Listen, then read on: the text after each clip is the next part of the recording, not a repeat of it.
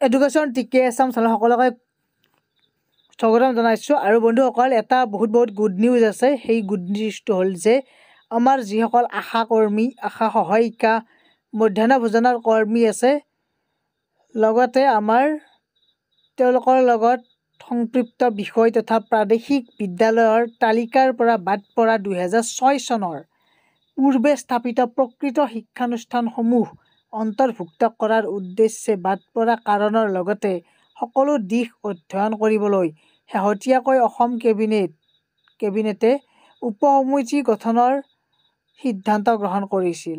এই সিদ্ধান্তৰ কাৰ্যকাৰীকৰণ হিচাপে মাননীয় মন্ত্ৰীসকলৰ সদস্যতাৰে দুখনকৈ উপসমিতি গঠনৰ অধিসূচনা জাৰি কৰা হৈছে।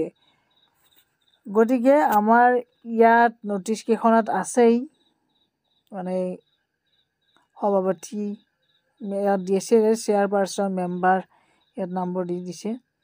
মানে যিসকল আমাৰ আশা কৰ্মী আছে বা মধ্যাহ্ন ভোজনৰ কৰ্মী আছে, মিড ডে মিল বনোৱা, তেওঁলোকৰ কাৰণে চৰকাৰে এতিয়া ভাল ষ্টেপ ল'ব। কাৰণ তেওঁলোকৰ দৰমহা পাতি বহুত কম যিহেতু। সেইকাৰণে কি হৈছে, কিছুমান আমাৰ কেবিনেটে সদস্য দুখনকৈ উপসমিতি গঠনৰ অনুসূচনা জাৰি কৰা হৈছে। গতিকে এই উপসমিতিখনতে গোটেইবোৰ সিদ্ধান্ত লোৱা হ'ব। গতিকে এটা গুড নিউজ হয় আমাৰ যিখিনি কৰ্মী আছে তেওঁলোকৰ কাৰণে।